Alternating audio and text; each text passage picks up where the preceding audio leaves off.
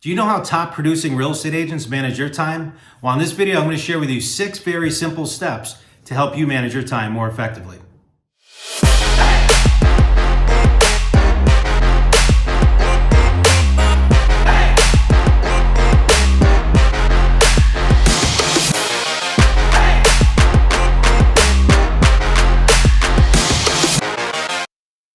Hey everyone, Willie Miranda with Miranda Real Estate Group. And this past week, we had a great class on the top producing real estate agents and how they use time management effectively.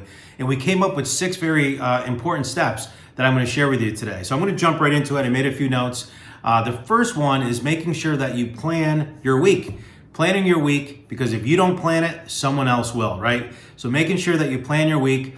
I do it on Sunday evenings with my wife. We'll plan the whole entire week for our family functions and business functions and everything that needs to be done. But planning your week is so important.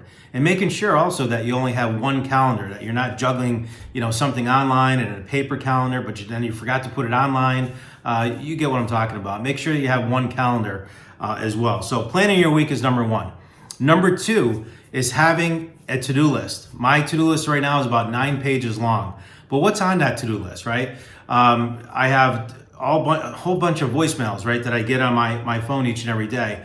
I write that on my to-do list. So, because you never want to have a full voicemail box, right? How many times you've called someone that says, you listen through a whole message, and at the end of the message it says, sorry, voicemail is full.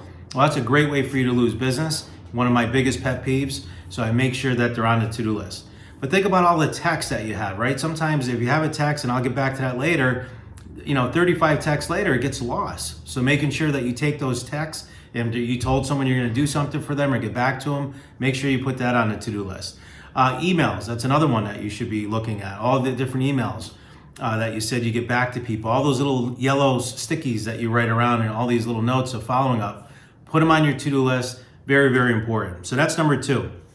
Number 3 is planning your day. Again, do it the night before. Plan your whole entire day, because if you don't do it, someone else will. But that's where I actually take out the to-do list and we prioritize that to-do list. A priority, B priority, C priority, and then you want to put those into your schedule. So what's an example? The other day I was working with an agent. I knew we had to sit down and go over an actual proposal for a client, and I knew that was going to be about an hour. So I actually went and time blocked that activity, that prioritized activity, off my to-do list, put it into my schedule for 1 hour. And usually you can only get maybe 5 or 6 things that you can actually prioritize in your schedule throughout the day. But if you don't put it in your schedule, it won't happen, right? So that's number 3. Number 4, big one, controlling your incoming calls. How many times have you set aside some time to work on a project or make prospecting calls or follow-up calls, and then, a family member calls, or a friend, or, acquaintance, or someone that that they're just getting back to you, or they're calling you on something that's not really that important, that could wait till later on, but you take it in that prime time. So let those incoming calls go to voicemail, and just leave a message on your voicemail that says you'll be returning phone calls, say between 11 and 12, and again between 4 and 5. Let them go to voicemail. Call them back later when you get home, or maybe when you're driving, but don't take away that critical time that you're working on pro activities that are going to increase your business and help you grow your business. Okay, so that's number 4, controlling incoming calls. Number 5, this is a big one, lead generation. We have to put time in our schedule each and every day, 5 days a week, for lead generation. A minimum of 2 hours, no matter where you are in your career, experienced agent, new agent, minimum 2 hours.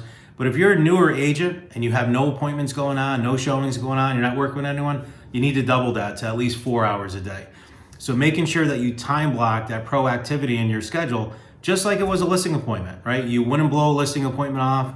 You wouldn't be texting in a listing appointment. You wouldn't be taking phone calls in a listing appointment. Treat those prospecting times, those proactivity times, as listing appointments, okay? So that's number 5, 2 hours of proactivity, lead generation time each and every day. And the last one, number 6, is to take a day off, right? It's so important that we schedule that time in. Take a day off, because if you're going 7 days a week, 24 hours a day, you're gonna burn out, or even worse, get sick in this business. So it's so important to take one day off where you could just shut it down. If you can't take a whole day off, I get it. We're really busy, especially this time of the year. then try to take 2 half days off, right? Take a half day off on a Wednesday, maybe a half day off on a Friday, whatever your slower days are. But make sure that you're taking time off, that you could just shut it down, change your voicemail so that you don't have to worry about, missing that important call, and really shut it down and take some time for yourself. So those are the 6 steps that we came up with. I hope you find those to be very useful. But we go in a lot more in detail about those 6 steps on our blueprintclassroom.com website that we have, which is a masterclass, which I invite you to. It's a free masterclass. We're doing it over the next 24 weeks, where we go over lead generation, we go over lead generation and conversion, we go over buyer presentation, working with buyers, listing presentation, working with listings, how to get more listings, how to get more buyers, what you should do from contract to close. And then the last module is working with repeat and referral business. So if you're interested in signing up for that, it's a webinar that you can join. It's free.